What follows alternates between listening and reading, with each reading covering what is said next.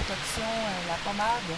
Je commence par maintenant couper un peu les feuilles de cèdre pour qu'ils soient plus petites, puis pour qu'ils puissent en fait mieux macérer dans l'huile, pour que toutes les huiles essentielles du cèdre puissent aller plus dans l'huile. Donc la surface de contact va être plus grande, donc c'est idéal. Ensuite, je mets de l'huile d'olive. Donc, j'en mets pour recouvrir bien les feuilles. Donc, environ 500 ml, je pense que je vais mettre. Donc, mes feuilles sont bien recouvertes.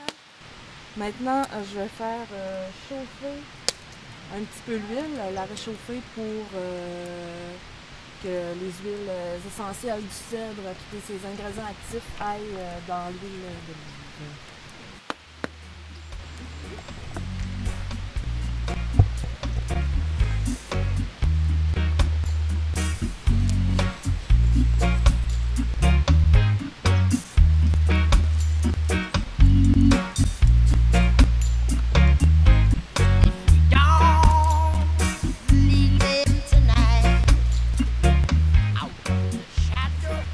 Donc là, on va faire macérer le cèdre là, pendant une quinzaine de minutes. Ça devrait être suffisant là, avec la chaleur pour faire sortir tous les ingrédients actifs du cèdre. Après 15-20 minutes de macération du cèdre dans l'huile, on est prêt maintenant à filtrer la petite potion. Donc pour enlever le cèdre, après ça, on va pouvoir mettre la cire d'abeille. Mettre la cire d'abeille, puis on va faire chauffer le tout ensemble.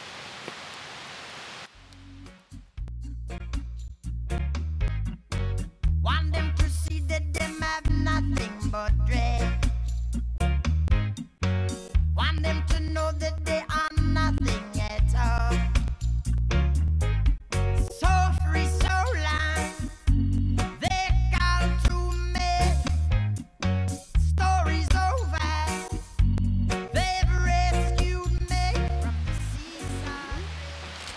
Donc on fait réchauffer le tout, cette fois-ci avec la cire d'abeille pour qu'elle fonde.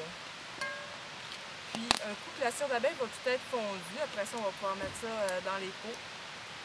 Puis en refroidissant, ça va figer, puis on va avoir notre pommade.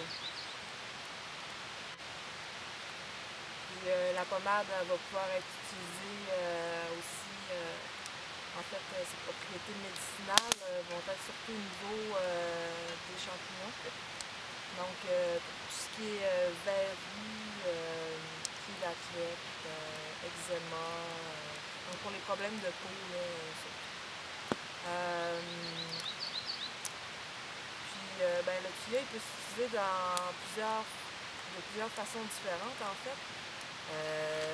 L'huile va extraire principalement les thiones en fait, les huiles essentielles, mais si on l'extrait avec de l'eau par exemple, on va extraire surtout ses propriétés antiscorbutiques, c'est-à-dire la vitamine C qui contient.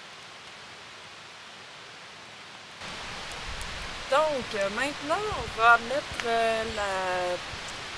la mixture d'huile dans les pots ici présents.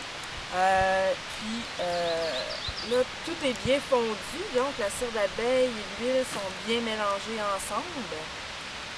Et puis, une fois dans les pots, ça va refroidir tout, puis ça va solidifier.